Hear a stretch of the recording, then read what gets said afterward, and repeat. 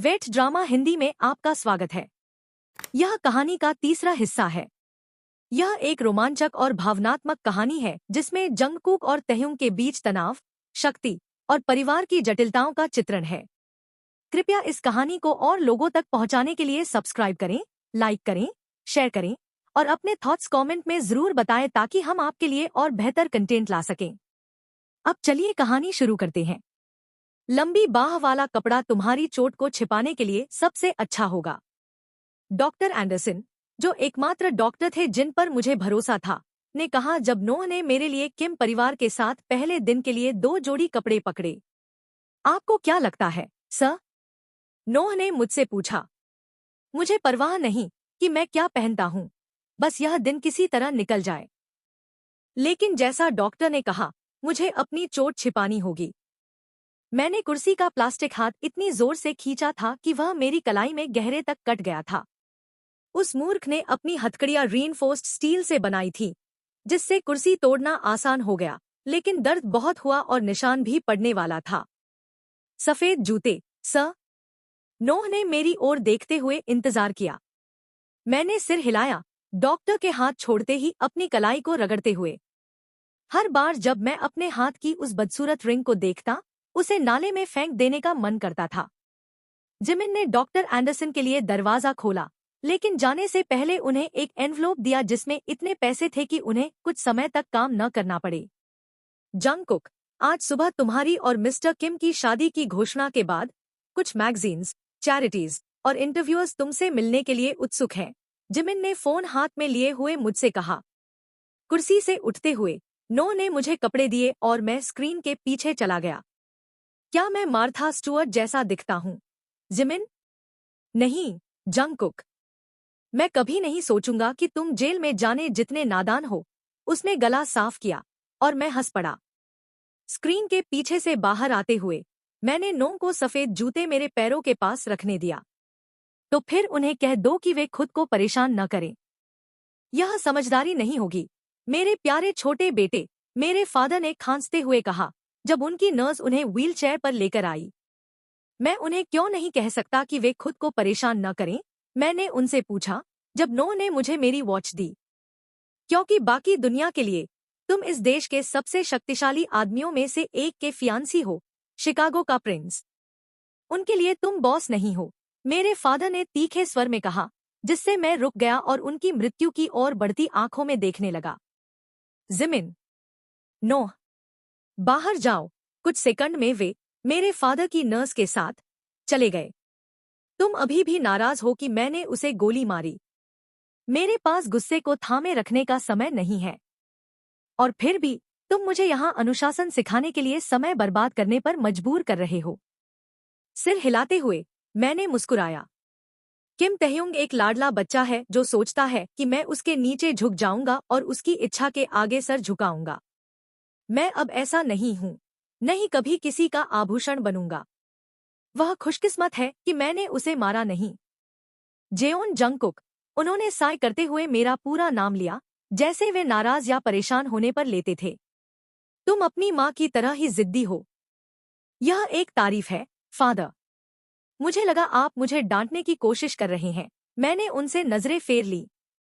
यह तारीफ नहीं है, उन्होंने तीखे स्वर में कहा। क्या तुम भूल गए कि तुम सफेद जूते क्यों पहनते हो? मेरा पूरा शरीर एक पल के लिए ठिठक गया और एक ठंडी सहरन मेरी रीढ़ में दौड़ गई। यह बहुत नीचा वार था, फादर, मैंने तिरस्कार से कहा और उन सफेद जूतों को उतारकर क्लोजेट में चला गया। मेरी ज्यादातर चीजें पहले ही निकाल ली गई थी और किम मैंशन की ओर रवाना हो चुकी थी। मैंने कुछ जरूरी चीजें यहाँ क्लोजेट में छोड़ दी थी। कौन जानता है कि मुझे अपने बुद्धिहीन पति से दूर एकांत की कब जरूरत पड़े। मैं अपनी कब्र में नहीं जाऊंगा यह जानते हुए कि यह शादी अभिशप्त है, और फिर भी 2 लोग जो एक दूसरे के लिए बने हैं अपने घमंड को निगल नहीं सकते, अपनी तलवारें नीचे नहीं कर सकते और बराबरी से व्यवहार नहीं कर सकते। मेरे फादर मेरे पीछे व्हीलचेयर पर आए। तुम, जेओन जंगकुक, मेरे और तुम्हारी माँ के रास्ते पर नहीं चलोगे। तुम अपने हस्बैंड का साथ दोगे, जरूरत पड़ने पर उसका मार्गदर्शन करोगे और उसके पक्ष में, सिर्फ उसके पक्ष में खड़े रहोगे और यह सुनिश्चित करोगे कि दोनों परिवार, अतीत और वर्तमान, ऊपर उठे। उन्होंने चिल्लाकर कहा, न एक बार खांसा और न ही पलक झपकाई। अगर मैंने आंखें बंद कर ली होती तो वे वही लॉरेंजो जैसे लगते जो मुझे पहले पता था। आपके और माँ के साथ जो हुआ वह वैसा नहीं है, मैंने जवाब दिया, टैन जूते पहनते हुए।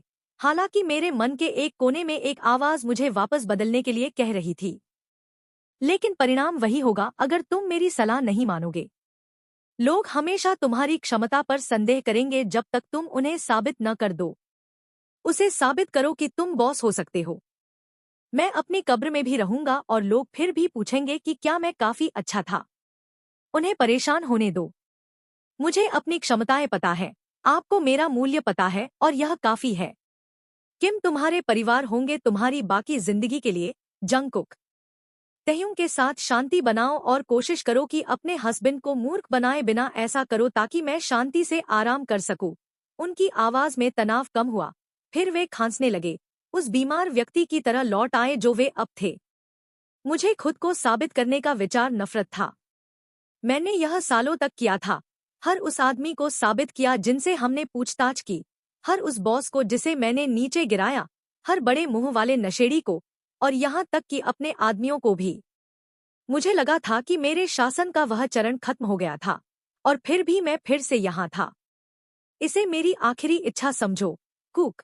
उन्होंने मेरी ओर मुस्कुराया, और भले ही वे उस व्यक्ति की छाया मात्र थे जो मैं जानता था, उनकी वह मुस्कान हमेशा मुझे मुस्कुराने पर मजबूर कर देती थी। ठीक है, मैं कोशिश करूंगा, लेकिन अगर उसने मुझे दरवाजे की चटाई की तरह किया तो मैं उसकी दूसरी जांघ में गोली मार दूंगा। मैं आधा मजाक कर रहा था। बस इतना ही मैं मांगता हूँ, उन्होंने कहा जब मैं उन्हें कमरे से बाहर ले गया। नो और जिमिन की पीठ सीधी हुई जब वे हमारे पीछे हॉल में चले। जिमिन, क्या घर तैयार है? मैंने उससे पूछा, जरूरत से धीरे चलते हुए, लेकिन मुझे अपनी मंजिल तक पहुंचने की कोई जल्दी नहीं थी। हाँ, तैयार है। हमारा ज्यादातर इक्विपमेंट और टेक्नोलॉजी तहखाने में ले जाया जा चुका है, और लोग कल रात को स्थानांतरित कर दिए गए। हालांकि वे किम परिवार से जितना हो सके उतना दूर रहना चाहते हैं। मैं भी ऐसा ही चाहूंगा, मैंने धीरे से कहा। जब मुझे सालों पहले पता चला कि मेरी शादी किससे होने वाली है, मैंने धीरे धीरे लेकिन निश्चित रूप से खरीदा, रिश्वत दी, और सरकार सुरक्षित जमीनें ली जो किम मैनर से काफी दूर थी, ताकि मेरे लोगों के परिवारों के लिए एक जगह हो जो मेरे रहने की जगह के पास हो। ये घर किम मैनर या मेरे यहाँ के घर जैसे नहीं थे, लेकिन ये अच्छे, सामान्य परिवारों के घर थे जो आमतौर पर शिकागो के सबर्ब्स में पाए जाते हैं। हमने 3 साल पहले निर्माण शुरू किया था, एक काम जो मैंने जैक्सन और जिमिन को पूरा करने के लिए छोड़ दिया था। क्या तुम तैयार हो? फादर ने मुझसे पूछा। मेरे फादर के दाहिने हाथ फायोरेलो, जो उनकी किशोरावस्था से उनके साथ थे, दरवाजे पर खड़े थे और हमारे जवाब का इंतजार कर रहे थे ताकि दरवाजा खोल सकें। वे एकमात्र थे, एक कुक और नर्स को छोड़कर, जिन्हें मेरे फादर यहाँ अपने साथ रखना चाहते थे।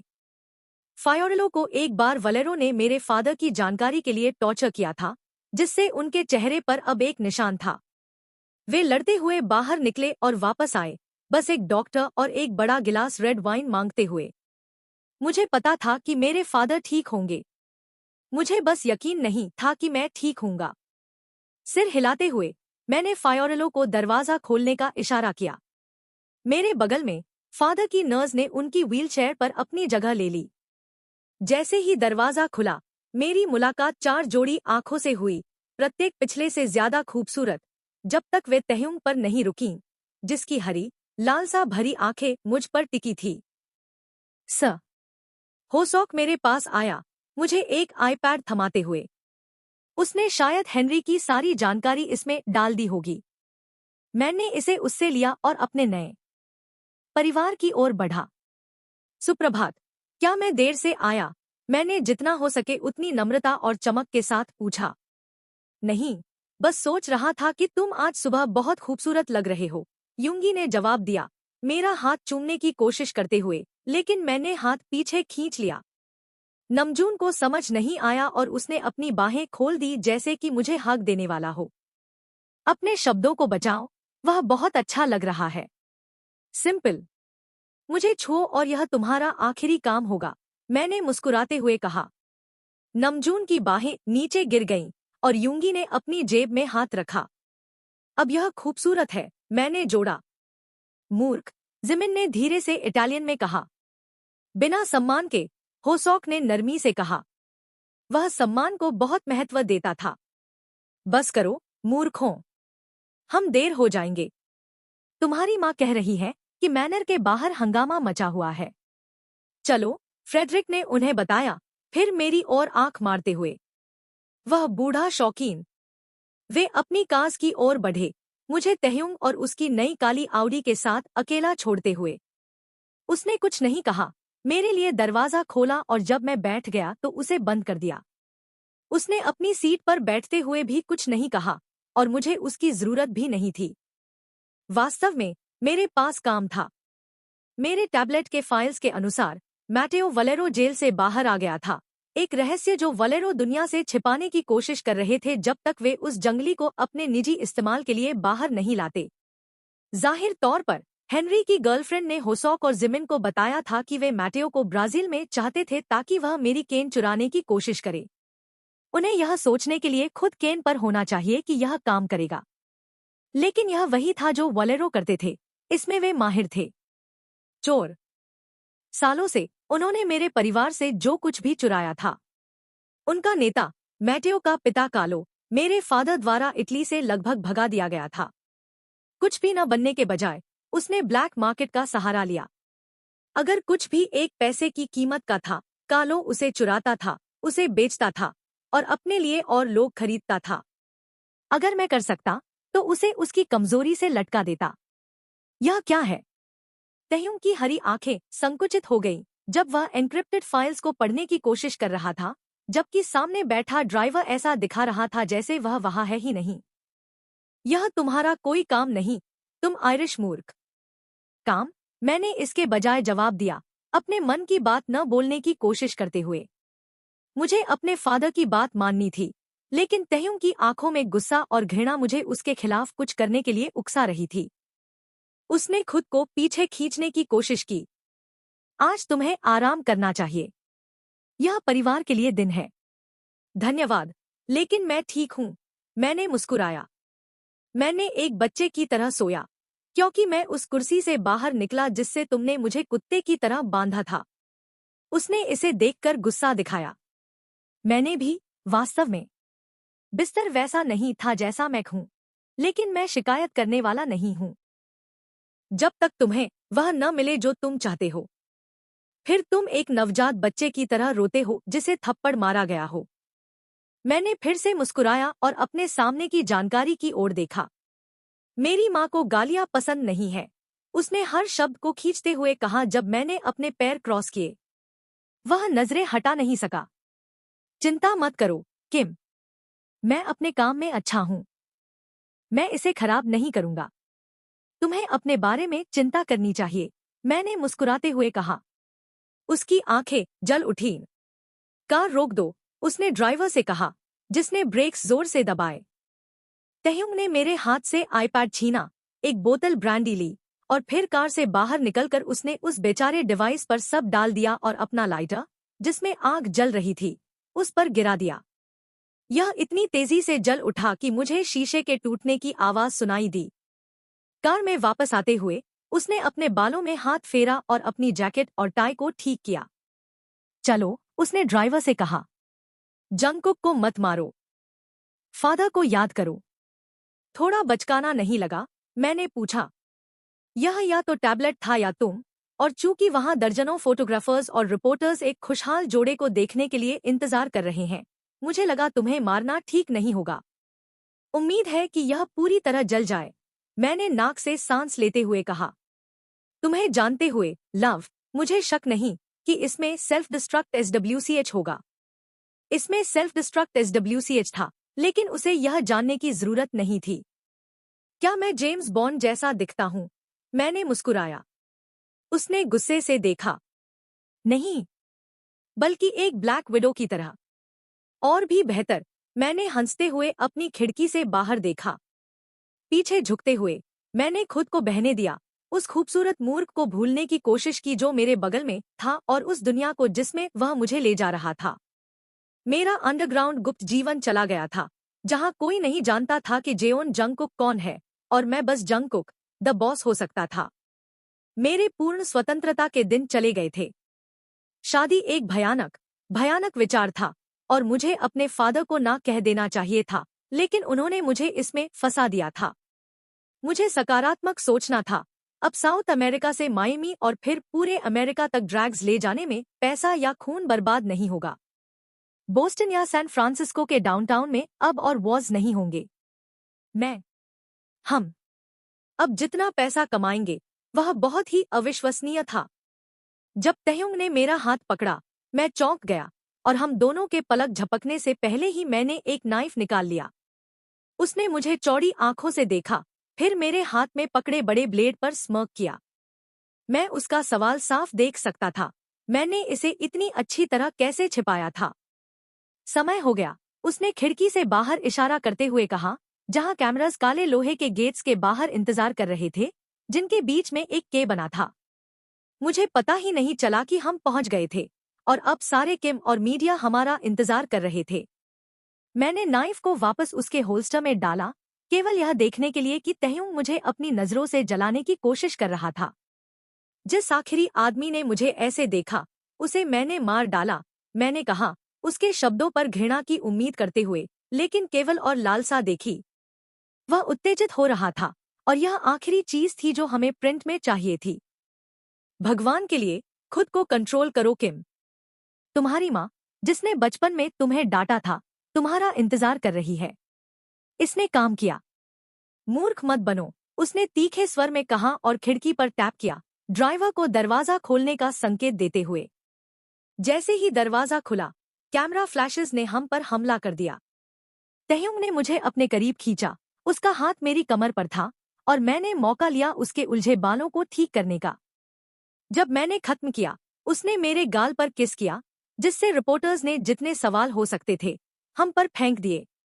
मैं उन्हें इशारा करना चाहता था, लेकिन तयुंग ने मेरा हाथ निचोड़ लिया, और मैंने मुस्कुराते हुए उसका हाथ निचोड़ा। उनके लिए हम प्यार में पागल मूर्ख लग रहे थे।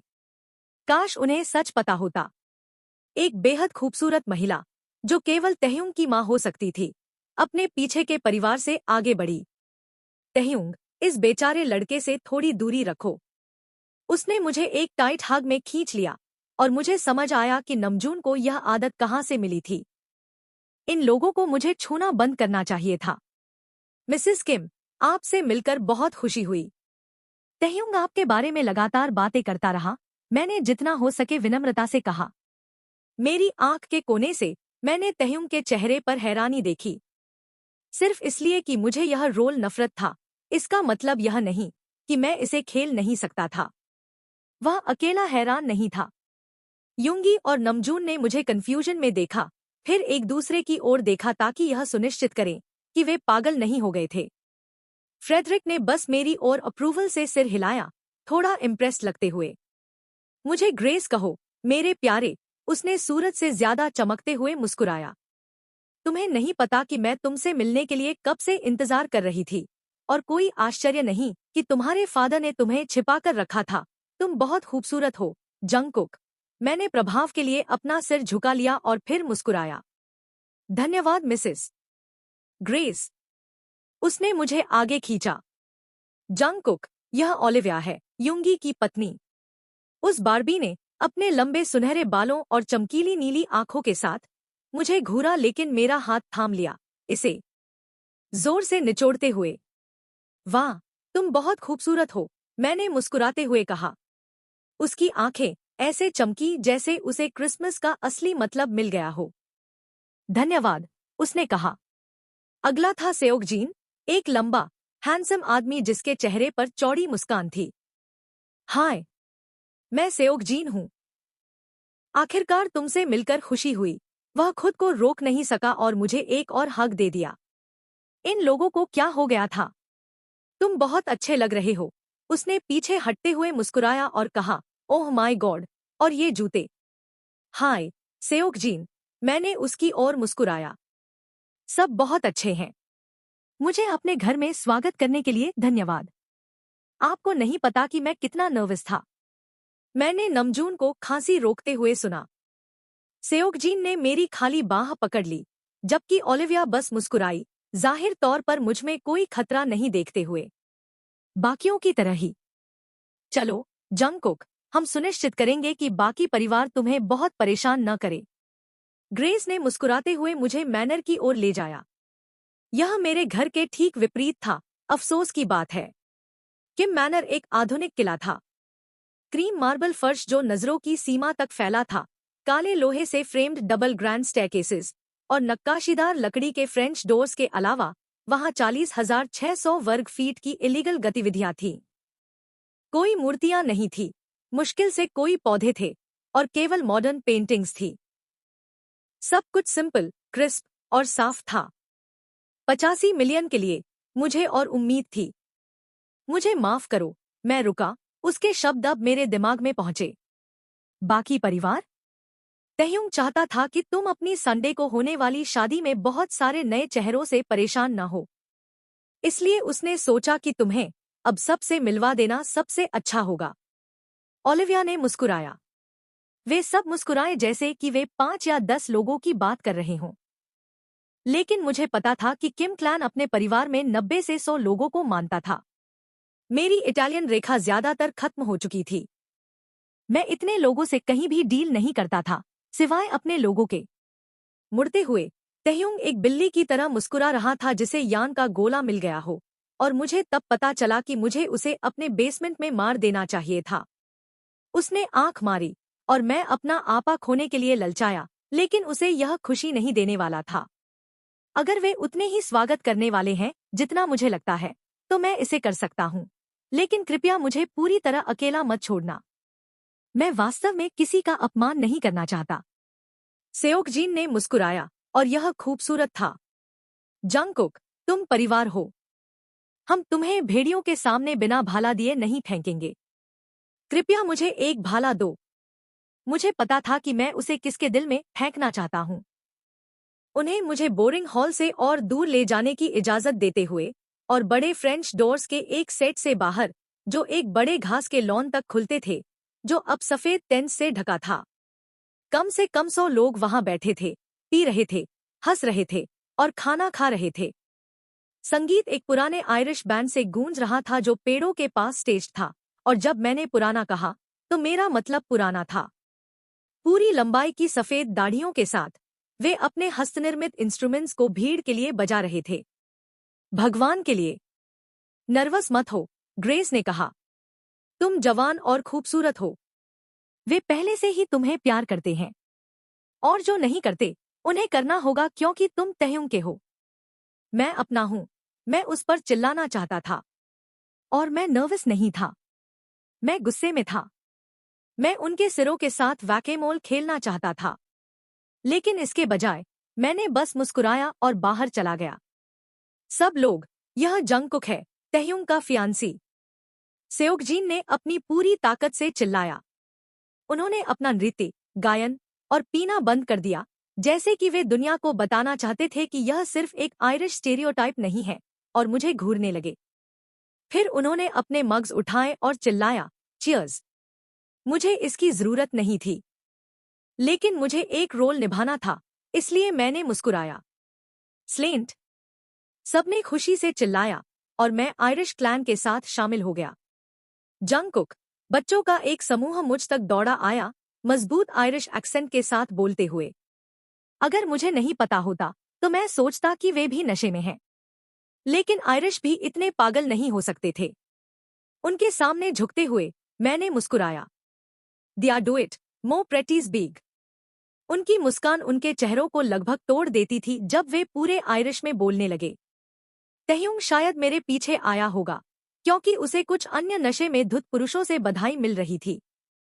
उसे हैरानी हुई कि मुझे आयरिश आती थी। लेकिन वह एक शोविनिस्टिक पिग था, जो सोचता था कि मैं बस लोगों को मारता हूं। बेशक, मुझे आयरिश आती थी। मेरे फादर ने मुझे वह कॉन्ट्रैक्ट बनते ही सिखाया था।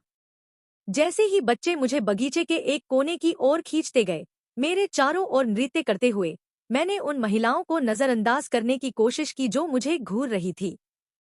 मैं बाद में उनसे बात करूंगा, लेकिन अभी मुझे एक सेंट की तरह दिखना था। मैंने अपने जूते उतारे और बच्चों के साथ नृत्य किया, उनके आयरिश गीत गाए और कुछ को चारों ओर घुमाया। इससे मुझे भी हंसी आई। गलत मत समझो, मुझे बच्चे पसंद थे, थोड़ा बहुत। मुझे बस यकीन था कि वे बहुत समय बिताने पर परेशान करने वाले हो सकते हैं, लेकिन आज मुझे उनकी जरूरत थी, इसलिए मैंने नृत्य किया। जब मैं आखिरकार रुका, सेओगजीन ने मुझे एक गिलास पानी दिया।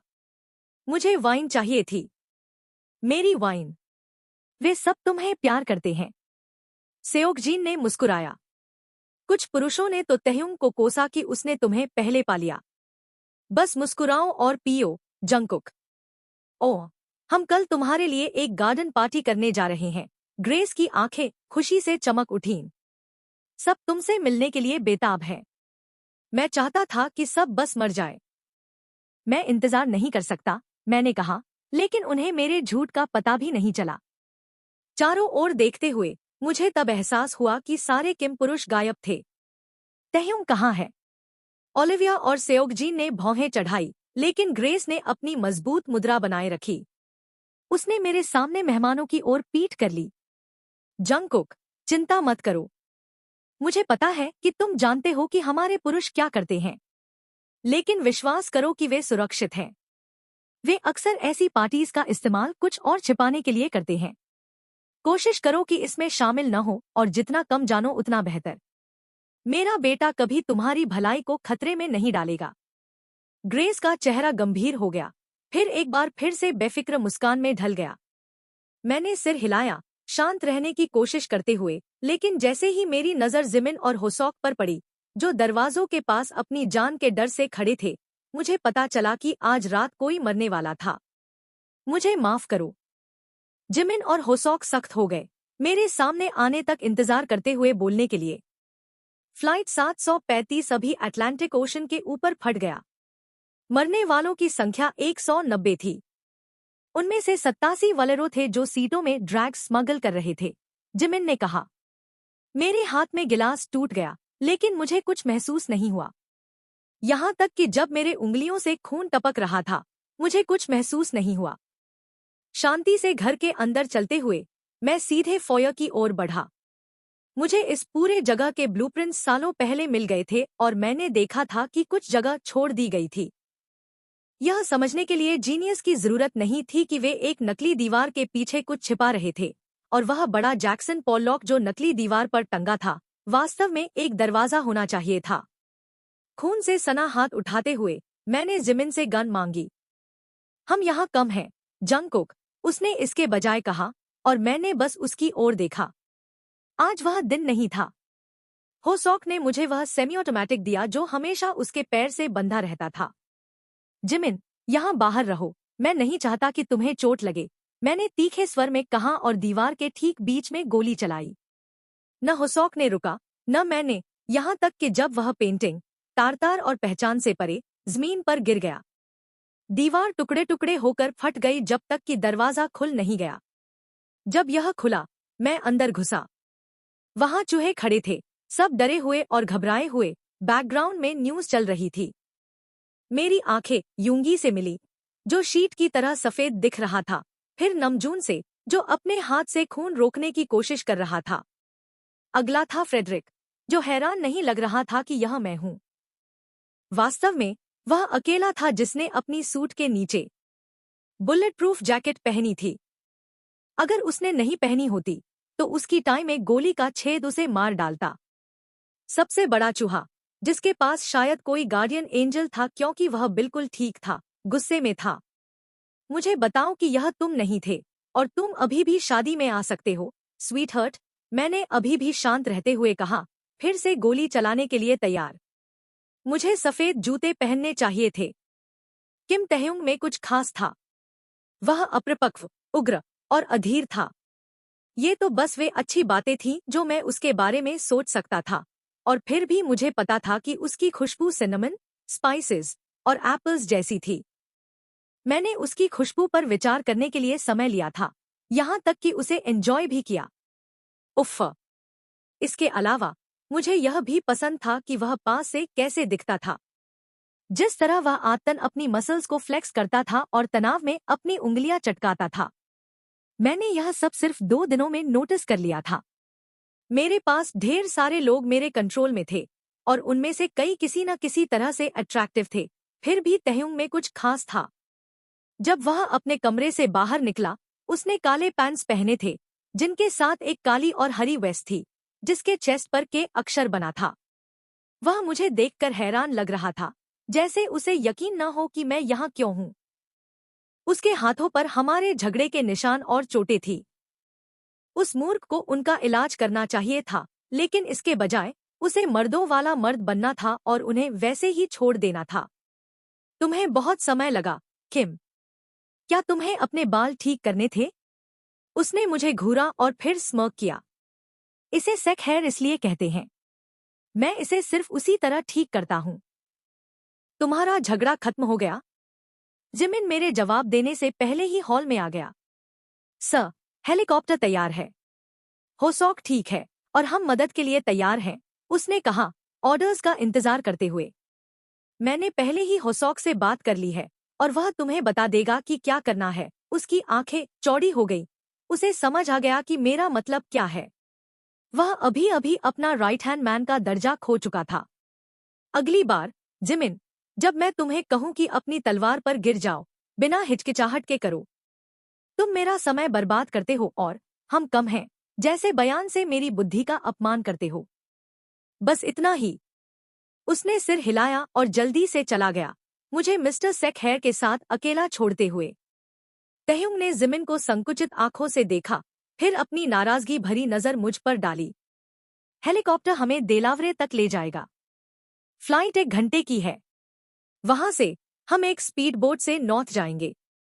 जीपीएस सिग्नल को शोर से 15 क्लिक्स पर पकड़ रहा है। हालांकि वलेरो को तुम्हारे स्टंट के बारे में पहले से पता चल गया है और शायद उनके लोग पानी में होंगे। खोई हुई ड्रैग्स को वापस लेने की कोशिश करते हुए मैंने उसे फिर से बोलने से पहले बीच में रोक दिया। आगे बढ़ते हुए मैंने सुनिश्चित किया कि उसे समझ आए कि मैं मजाक नहीं कर रहा। देख रहे हो मैं अभी क्या कर रहा हूँ। तुम्हें हर डिटेल बता रहा हूँ। यही वह चीज है जो तुम्हें पार्टनर्स के तौर पर करनी चाहिए थी। अब सबसे जरूरी बात, यह मेरा ऑपरेशन है। मेरे लोग। तो अगर तुमने गड़बड़ की तो मैं तुम्हारा गला काट दूंगा और फिर तुम्हें बुल।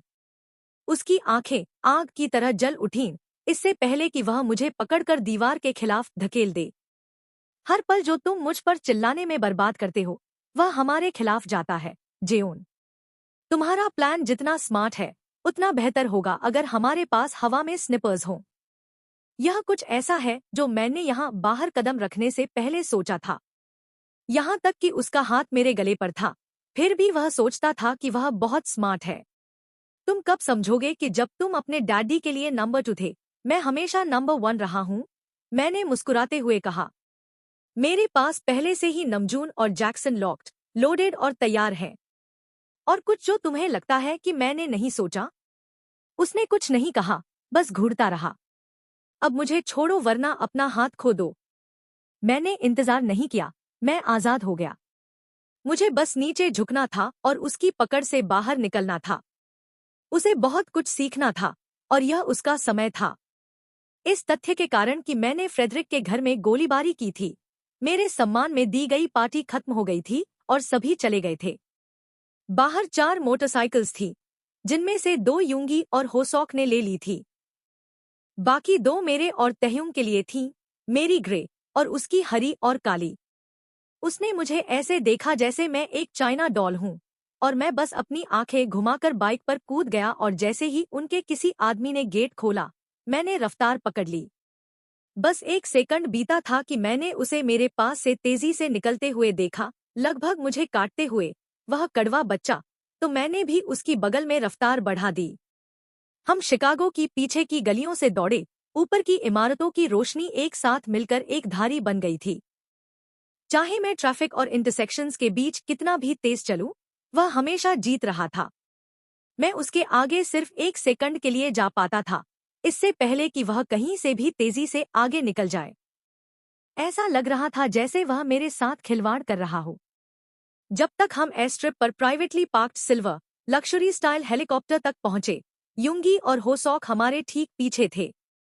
तह्युंग पहले ही अपनी बाइक से उतर चुका था, हाथ बांधे हुए चेहरे पर मुस्कान लिए, जैसे वह घंटों से इंतजार कर रहा हो। वह मूर्ख।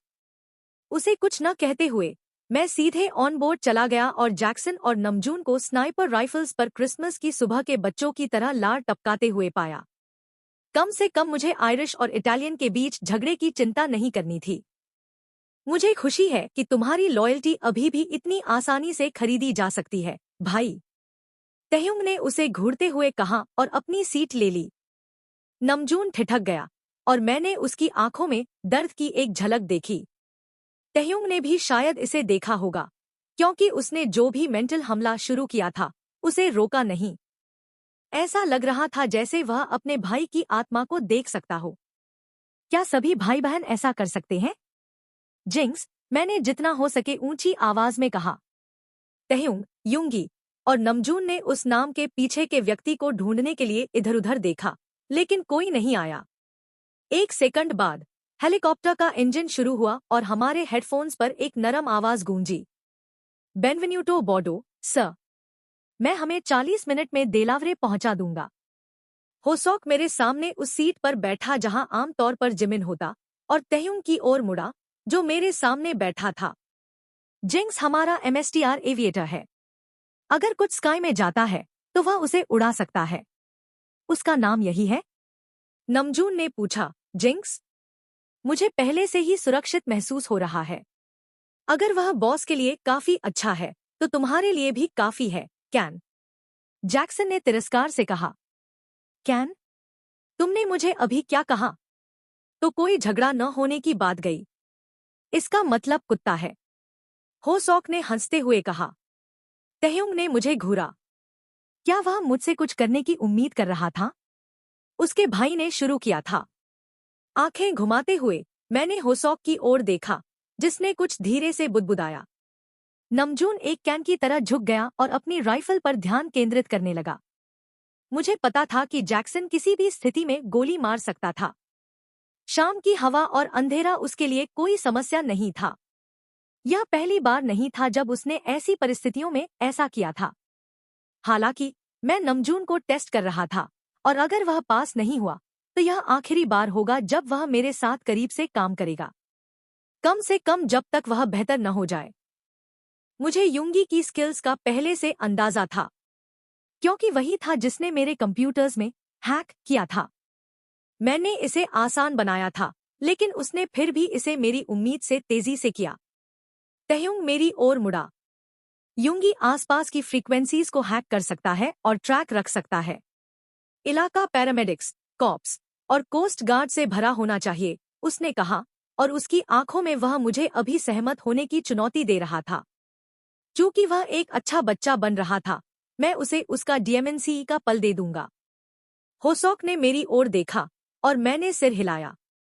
मेरा प्लान था कि युंगी मेरे साथ समुद्र पर रहेगा, क्योंकि वह हैंड टू हैंड कॉम्बैट में भी शानदार था और हमें इसकी जरूरत पड़ सकती थी। लेकिन ठीक है, तह्युंग प्रिटेंड कर सकता था कि उसने मदद की। जब यह खत्म हुआ, होसॉक तेजी से उठा ताकि तह्युंग और मेरे बीच बने नकारात्मक माहौल से बाहर निकल सके। उसने एक शब्द नहीं कहा, लेकिन मैं देख सकता था कि तह्युंग का दिमाग तेजी से चल रहा था, और मुझे पता था कि उसे मेरा यहाँ होना पसंद नहीं था। मैं उसे लगभग कहना चाहता था कि वह इसे भूल जाए, लेकिन हेलीकॉप्टर में पहले से ही काफी टेंशन था। युंगी और होसॉक 4 लैपटॉप्स पर फोकस कर रहे थे, जबकि जैक्सन और नमजून दोनों अपनी राइफल्स को बार-बार चेक कर रहे थे। वे पहले से ही करीब लग रहे थे, क्योंकि नमजून ने उसे च्यूइंग टोबैको का एक पैकेट फेंका और जैक्सन ने इसे सोने की तरह स्वीकार किया। एक पल वे लड़ रहे थे, अगले ही पल वे खिलौने एक्सचेंज कर रहे थे। आखिरकार जब मेरी नजर वापस तह्युंग पर पड़ी, तो मैंने उसे मुझे देखते हुए पाया। वह ज्यादातर लोगों की तरह नजरें नहीं हटाता था जब स्टेयरिंग करते हुए पकड़ा जाता था। इसके बजाय वह और गौर से देखता था, जैसे मैं एक किताब हूं जिसे वह पढ़ने की कोशिश कर रहा था, लेकिन वह उस भाषा को समझ नहीं पा रहा था। हाँ, उसने सिर हिलाया। हम पहुंच गए, और सचमुच हेलीकॉप्टर ने बीच पर अपनी इलीगल डिसेंट शुरू कर दी। हमारे पास एक प्रॉब्लम है, युंगी ने हम दोनों के बीच देखते हुए कहा। क्या? तह्युंग और मैंने एक साथ पूछा। होसॉक ने अपने कंप्यूटर पर क्लिक किया। वलेरो ने अभी रिकॉर्डर ले लिया है और समुद्र में और दूर जा रहे हैं। उनके पास एक बोट इंतजार कर रही है। गहरी सांस लेते हुए मैंने ऊपर का बटन दबाया। जिंक्स, हमें ले चलो। मैंने युंगी और होसॉक की ओर कोऑर्डिनेट्स के लिए देखा। 38.09 72.50। दोनों ने जल्दी से कहा। तह्युंग ने सिर हिलाया, जैक्सन और नमजून की ओर देखते हुए। जब हेलीकॉप्टर ऊपर उठा, वे इसे हमारे पास लाएंगे। जंगकुक और मैं उनकी बोट पर इंतजार करेंगे। तुम लोग दरवाजे से शूट करोगे। उन्होंने सिर हिलाया जबकि तह्युंग उठा और मेरी ओर देखा। वह बहुत अच्छा कर रहा था जब तक कि उसने फिर से मुंह नहीं खोला। या तुम शूट कर सकते हो और नमजून और मैं जा सकते हैं। खड़े होकर मैंने उसे वापस घूरा। मुझे एक राइफल दो और गोली तुम्हारे सिर में जाएगी, मैंने कहा जब मैं हेलीकॉप्टर के दरवाजे के पास इंतजार कर रहा था। जिंक्स को लगातार चक्कर लगाना था। तह्युंग मेरे सामने खड़ा था, हाथ दरवाजे के हैंडल पर था और फिर से मुझे घूर रहा था। हमेशा घूरता ही रहता था यह अजीब आदमी। एक पल के लिए उसकी आंखों में उफान के बीच मुझे चिंता दिखी। वह मेरे लिए चिंतित था। यह मेरा पहला और नहीं आखिरी एयरक्राफ्ट से जंप नहीं था। उसे अपनी हिम्मत जुटानी चाहिए थी और TSTRN का एक शॉट लेना चाहिए था, क्योंकि मुझे कोई चिंता नहीं थी। मैं बस इसे खत्म करना चाहता था ताकि मैं पीकर सो सकूं। होसॉक हमारे पास पैराशूट्स देने आया, लेकिन हम दोनों ने सिर हिलाकर मना कर दिया। वे हमें सिर्फ धीमा करेंगे ताकि हमें गोली मार दी जाए। हमें तेजी से और सख्ती से नीचे उतरना था। जिंक्स, हमें जितना हो सके नीचे ले जाओ, मैंने कहा। हमारे पेट में हलचल हुई जब हमें हेलीकॉप्टर नीचे जाता हुआ महसूस हुआ। किसी तरह जिंक्स के बोलने से पहले ही जानते हुए तह्युंग ने दरवाजा खोला और रात के अंधेरे में हम दोनों नीचे इंतजार कर रही याcht को देख सकते थे। उसने मेरी ओर पीछे देखा, लेकिन मैंने उसे इग्नोर किया और दीवार से धक्का देकर जंप कर दिया। जैसे ही ठंडी हवा मेरी त्वचा से टकराई, मैंने डेक के प्रभाव के लिए खुद को तैयार किया। जब मेरा शरीर नीचे गिरा, मैं लुढ़का जब बुलेट्स मेरी ओर आए। अपनी गन पकड़कर मैंने मुड़ा और एक को ठीक उसकी आंखों के बीच गोली मार दी, ठीक जब तह्युंग एक और के कंधों पर गिरा। रशियन में चीखें और गालियां थी जब तह्युंग मेरे बगल में आया। यहाँ अक्सर आते हो? उसने हंसते हुए कहा, जब एड्रेनालाइन साफ तौर पर उसकी नसों में दौड़ रही थी। मुझे लगता है कि उस पल में वह मुझे चाइना डॉल की तरह नहीं देख रहा था, बल्कि अपनी तरफ के एक और इंसान की तरह। आखिरकार। वास्तव में नहीं। मैंने वापस स्मर्क न करने की कोशिश की जब और रशियंस हम पर गोली चला रहे थे। यहाँ का स्वागत बहुत खराब है। तुम्हें एक सख्त शब्दों वाला पत्र लिखना चाहिए। आंखें घुमाते हुए मैंने मुड़ा और ऊपरी डेक पर एक आदमी के घुटने में गोली मार दी। यह ज्यादा इको फ्रेंडली है। पेड़ बचाओ और वह सब। उसने मुस्कुराया और फिर दर्द से चीख रहे उस आदमी के सिर में गोली मार दी। मैं कभी रिसाइकलिंग में अच्छा नहीं था। दो और लोग आगे आए, एक तह्युंग के पीछे और दूसरा मेरे पीछे। हम दोनों ने हाथ उठाए जब वे हम पर चिल्लाए, कटो विवाए, अब लड़की ब्रोस्ते ओरुजिए, उन्होंने हम पर चिल्लाया। तह्युंग ने मेरी ओर मुस्कुराया। वह सचमुच एक बार मुस्कुराया, जाहिर तौर पर इसे एंजॉय कर रहा था। या किम तह्युंग एतो मोया झेनीक अ विवाए द्वोए मर्टवी। जैसे ही वह आदमी खत्म हुआ, जैक्सन और नमजून की सौजन्य से उनके सिर के किनारे में बुलेट्स गईं, इससे पहले कि हेलीकॉप्टर फिर से नजरों से ओझल हो जाए। एक सेकंड बाद तह्युंग का फोन बजा और उसने इसे स्पीकर पर रखा। वे 4 मील दूर हैं और जल्द ही वहां होंगे, युंगी ने कहा। तह्युंग ने कुछ न कहते हुए फोन काट दिया जब मैंने नीचे उनके गन्स लेने के लिए हाथ बढ़ाया। यारिगिन या स्टेकिन पिस्टॉल? मैंने उससे पूछा, जिससे उसका मुंह बन गया। रशियंस अच्छी गन्स नहीं बना सकते, उसने घृणा में कहा, और उसकी बात सही थी। मुस्कुराते हुए हमने कुछ बॉडीज को ओवरबोर्ड फेंकना शुरू किया जब हम अपने दोस्तों का इंतजार कर रहे थे। इसमें बस एक सेकंड लगा और उस समय तक हमने मोटे नशे में धुत रशियंस को फेंक दिया था। बोट शांत थी सिवाय एक और क्रू के जो डेक पर वापस आ रहे थे। वसे चर्टुव्स्की नरकोटिकी उशली chert bye पोब्रिल एतीक व्लाग्लिशा we add Valero सोबेराइत्से युबिट नाज मर गए। तह्युंग ने कहा जब उसने एक को नाक में गोली मारी और मैंने दूसरे को आंख में गोली मार दी। वह दर्द से चीखा जब मैं उसके पास गया। मैंने इक्विपमेंट के लिए उसे टटोला। एक बार जब मुझे वह मिल गया मैंने उसे मजे के लिए एक बार और गोली मार दी। मैं गाइस को कॉल करूंगा, मैंने कहा उसे तह्युंग को देते हुए, लेकिन जैसे ही मैं मुड़ा मुझे एक गन की नली दिखी। यह वही आदमी था जिस पर तह्युंग गिरा था और उसकी गन सीधे मुझ पर थी। तह्युंग ने मुझे रास्ते से खींचा और उस मूर्ख को चेहरे में गोली मार दी, लेकिन ऐसा करने से पहले उसकी बाह में एक गोली लग गई। सब कुछ बर्बाद हो जाए, उसने कहा अपनी घायल बाह को पीछे खींचते हुए। उसने शायद अपना गार्डियन एंजल घर पर छोड़ दिया था। जिंग्स, अंदर आओ, हम ऑन शोर मिलेंगे। हम ठीक हैं। ज्यादातर, मैंने कहा और फोन काटकर उसकी बाह पकड़ ली। मैं ठीक हूं, उसने दूर हटाया। बस काश मैंने उस मूर्ख को नहीं मारा होता ताकि मैं उसे टॉर्चर कर सकूं। तुम्हारी बाह में गोली लगी है, मैंने उसे घूरा। एक रशियन गोली, जिसे तुमने खुद कहा था कि खराब है। मैं इसे निकालने जा रहा हूं। मैंने कहा कि मैं ठीक हूं। जंगकुक। गुस्से में, मैंने अपनी वेपन होल्स्टर में डाली ताकि उसे दूसरी बाह में गोली न मार दूं, और फिर से उसकी घायल बाह पकड़ ली, जिससे वह दर्द से सिसकार उठा। तुम ठीक नहीं हो, मैंने और जोर से दबाया। अब शिकायत करना बंद करो और मुझे इसे ठीक करने दो, मूर्ख। मैंने उसे बोलने नहीं दिया और उसे कैबिन के अंदर खींचकर नजदीकी बिस्तर पर धकेल दिया। वे शायद खाने के लिए तैयार थे क्योंकि अल्कोहल और मांस, रोटी और एप्पल्स का ढेर उनका इंतजार कर रहा था। एक नैपकिन और नाइफ लेते हुए मैंने अल्कोहल को उस पर और उसके घाव पर डाला और बाकी उसे पीने के लिए दे दिया। उम्मीद है कि लिकर उसे चुप रखेगा।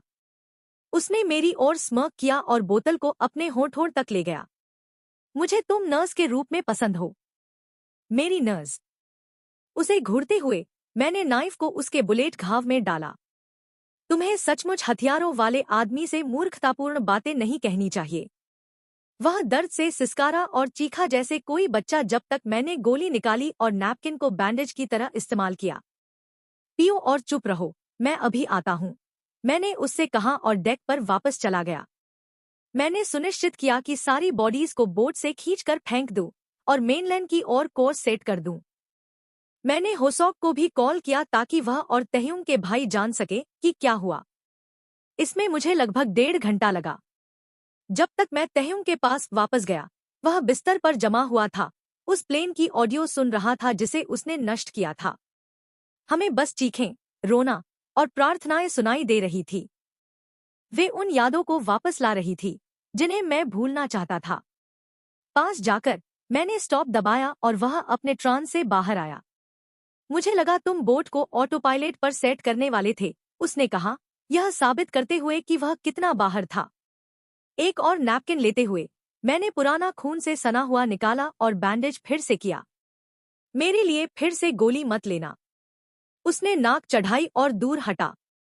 कोई अच्छा काम बिना सजा के नहीं जाता। तुम जो सही शब्द ढूंढ रहे हो वह है थैंक यू।